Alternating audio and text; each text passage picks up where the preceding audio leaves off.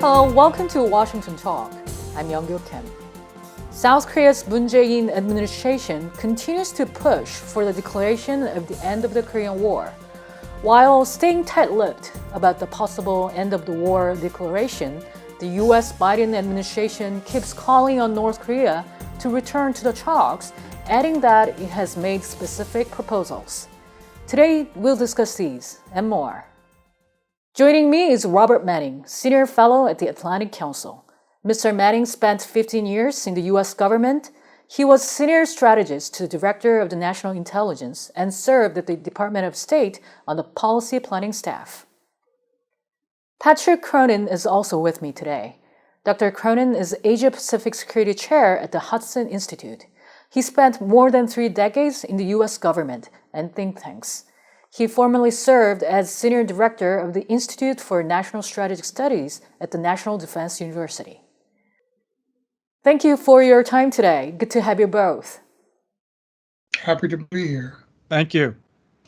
South Korea's National Security Advisor, Seo Hoon, visited Washington, D.C. to meet his U.S. counterpart, Jake Sullivan, in an aim to further discuss South Korean President Moon Jae-in's earlier proposal of declaration of the end of the Korean War. The White House or the State Department never really gives a straight answer to reporters' inquiries about the proposal of an end-of-war declaration. Mr. Manning, how is the proposal of an end-of-war declaration is received in Washington? Well, by itself, it's not very well received. But I have to say, this is not a new idea. It was pursued in the six-party talks, and I know the Trump administration considered it as part of their summitry. But the point is, by itself, it's just a piece of paper. It's a statement of intent, and it has to be combined with a process of a peace process and a denuclearization process moving in parallel. So it's not a question of for or against, it's a question of the context. And I think that's the U.S. reluctance to agree, because I think there's this magical thinking that if we just do this, suddenly it will launch a new era of peace and prosperity, and it's just not true. Dr. Cronin, after the meeting between Sullivan and Seo, a South Korean official said that the U.S. side's understanding of the necessity of an end-of-war declaration has deepened. Do you think this indicates that the South Korean diplomats had to make extra efforts to make their U.S. counterparts understand this? Well, it certainly sounds as if the Moon administration's trying to convince the Biden administration of something it's not so eager to do, partly for the reasons that Bob Manning has laid out. One, everything has been tried before. This isn't really new, and it really has to be part of a more comprehensive package for looking at both peace and denuclearization. You know, half of the art of diplomacy is to say nothing, especially when speaking, it's been said. And I think here, the national security advisors of the two countries getting together, wanting to preserve goodwill for their leaders, their principals, our two presidents, is still very important. So at least they're talking about a common strategy. Mm-hmm. About this end-of-war declaration, Mark Lambert, Deputy Assistant Secretary for Japan and Korea at the State Department, said the U.S. and South Korea disagree on tactics, and that's not a surprise. Dr. Cronin, how apart are the U.S. and South Korea on this issue? Well, I would listen closely to Deputy Assistant Secretary of State Mark Lambert, but recognize, your viewers need to recognize there is a division of labor even at the State Department, right? So Mark Lambert deals with our allies, South Korea and Japan, and it's really Deputy Assistant Secretary of State Jung Pak and her role as deputy to our North Korean Special Representative Sung Kim, who make the North Korean policy. So I don't think there's any state or U.S. government division on these issues. They don't see a lot of value. They don't see a lot of hope, really, in this singular end-of-war declaration making some kind of breakthrough. So I think that's countered by others in the administration, maybe at the Pentagon, who fear that it could actually weaken deterrence without actually making any strides toward denuclearization. So the point here is that, the U.S. and the ROK may not be exactly aligned, but at least they're not working against each other, and they're determined not to let North Korea exploit our differences. Mr. Manning, how do you expect Washington and Seoul to narrow their existing differences? Well, I think the U.S. is exploring ways to start some sort of dialogue with North Korea. Those South Korean concerns will undoubtedly be part of a package if and when talks move forward.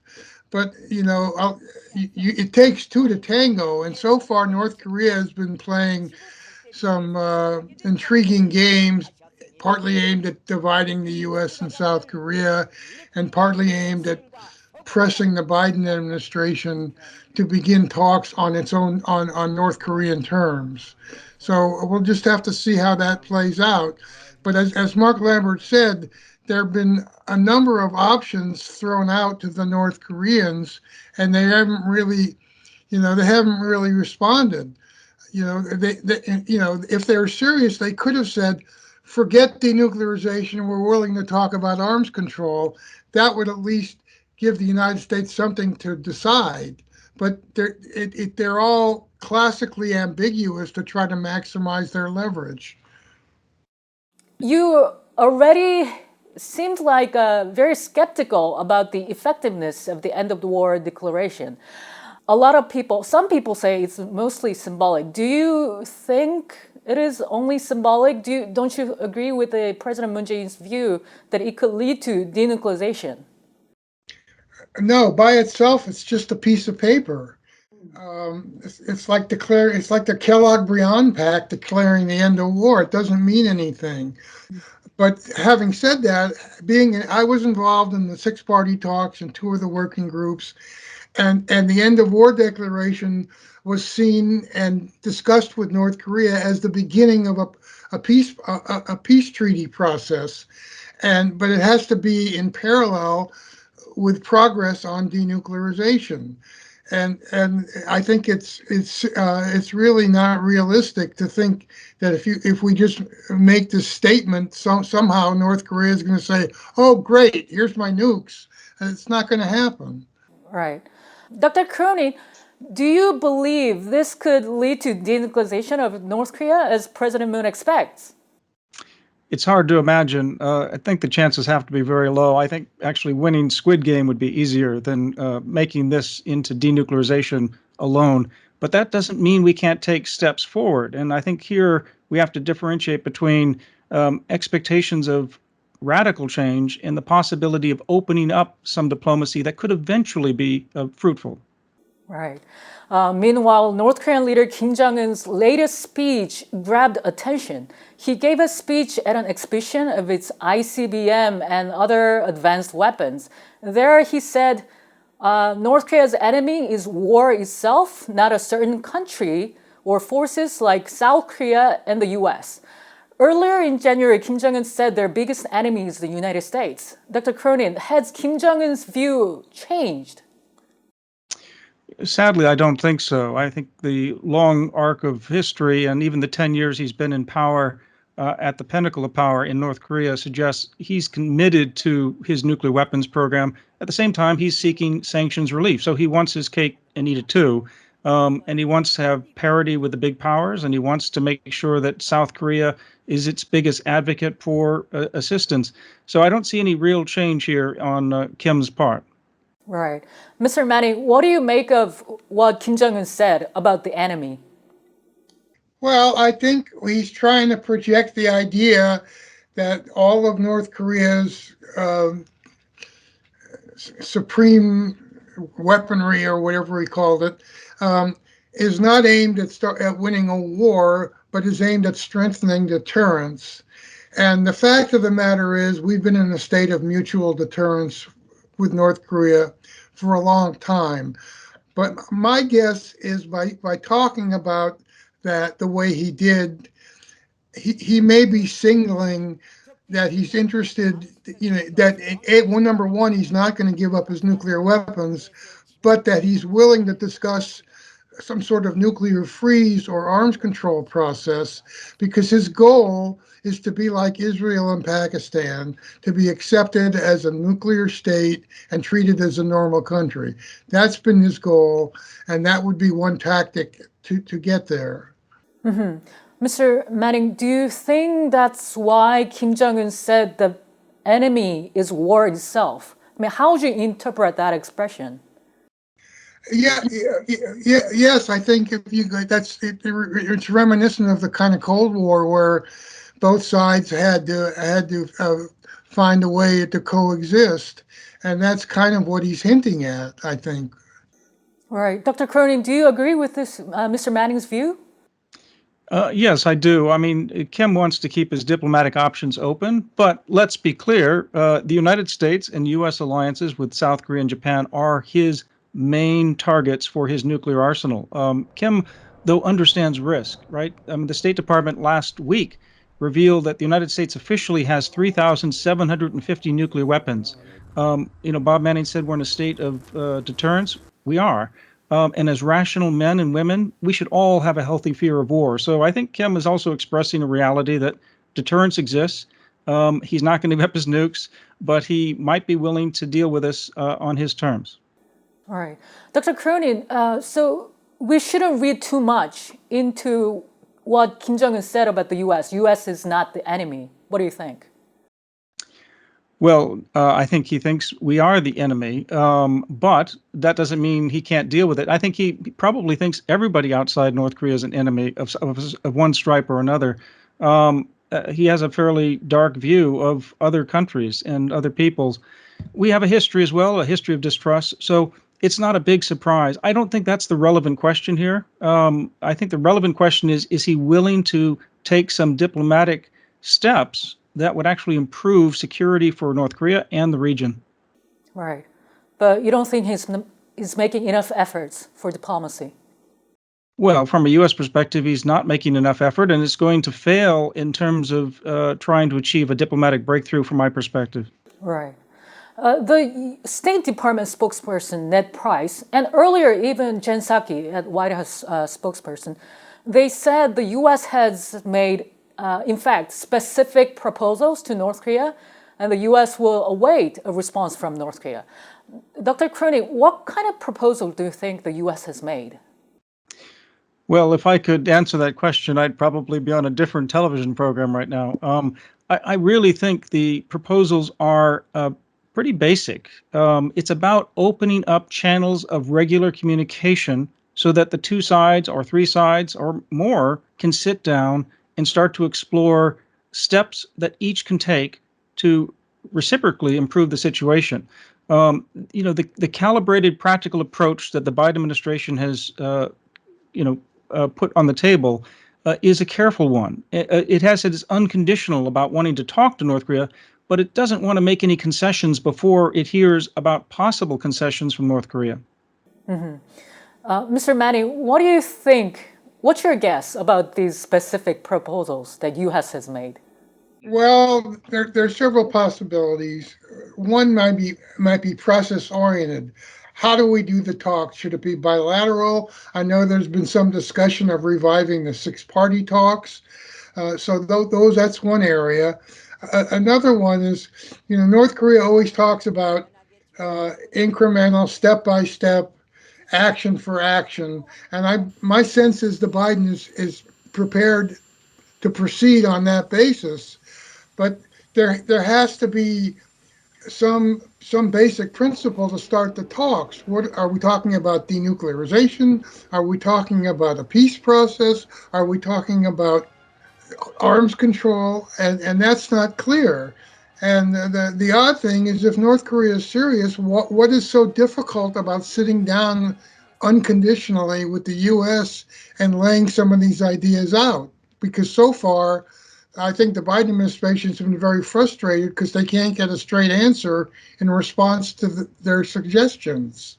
All right. Mr. Manning, why do you think North Korea is not responding?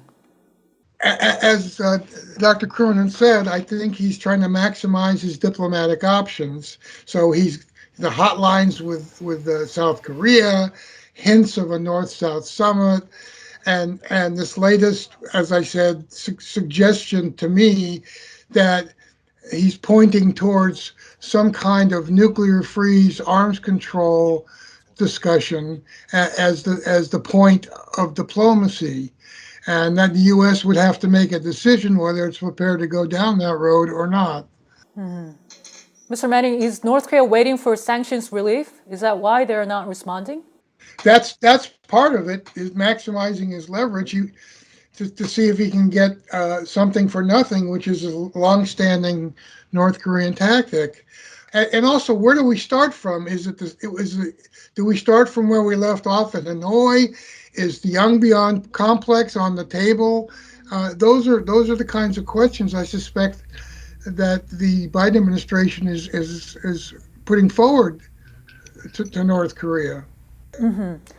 Dr. Cronin, you don't expect the North Korea will respond anytime soon, do you?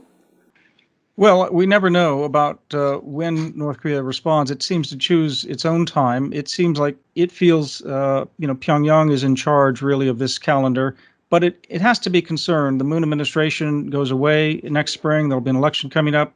So if they don't move quickly to try to accept some opening, then they are going to miss this opportunity, and they'll have to wait until a new South Korean administration gets ensconced late next year or in the middle of next year by the time it's really ready.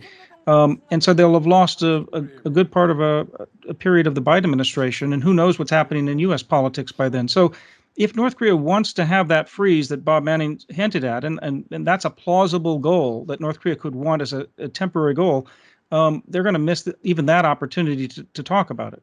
Right. In the U.S., there's some criticism on how the Biden administration is approaching the North Korean issues. Senate Minority Leader Mitch McConnell said Pyongyang is putting on another masterclass in how despots disdain the so-called rules-based international order. Dr. Cronin, do you think this criticism is just a political attack, or do you think there is more that can be done about North Korea? Well, it is political, but it's more than politics, too. I mean, remember, Mitch McConnell is the minority leader of the Senate. He is an institutionalist who's trying to make sure that his Republican senators, nearly half the Senate, is united to show strength. But that show of strength is not really at odds with the Biden administration or with most Democrats in the Senate either. There's no real vote for making unilateral concessions to North Korea here. So a hard line in North Korea is actually good election politics, but it's also reasonable policy at the moment.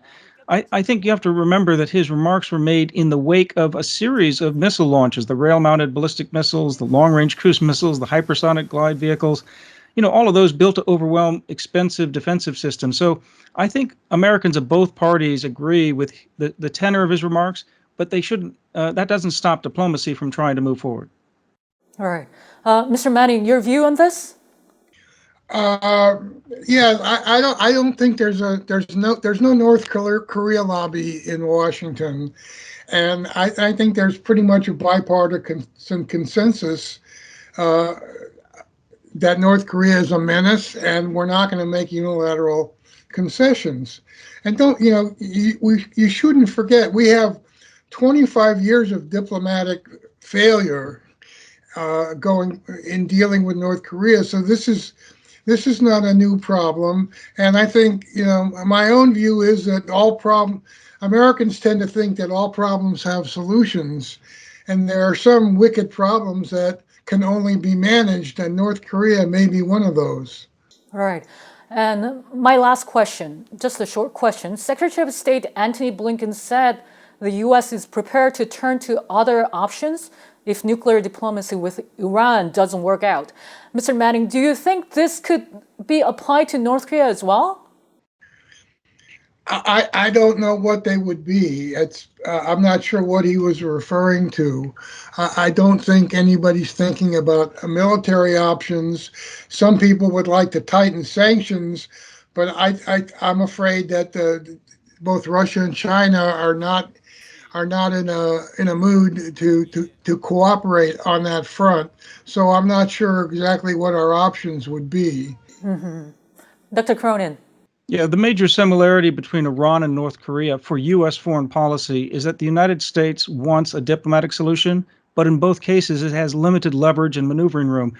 The main difference between these two is that with Iran, you actually had 158 more pages of a detailed plan of action on how to proceed on denuclearization. The Singapore Declaration is less than a page, and it really leaves us wide open still about what do we do with North Korea. And the UN General Assembly elected the United States back to the Human Rights Council more than 3 years after the Trump administration quit. And this move is widely expected to motivate the US to become more vocal about North Korea and its human rights record. Mr. Manning and Dr. Cronin, thank you so much for being with us today. My pleasure. Thank you so much. And that does it for this week's Washington Talk from Voice of America. Please join us again next week for more analysis.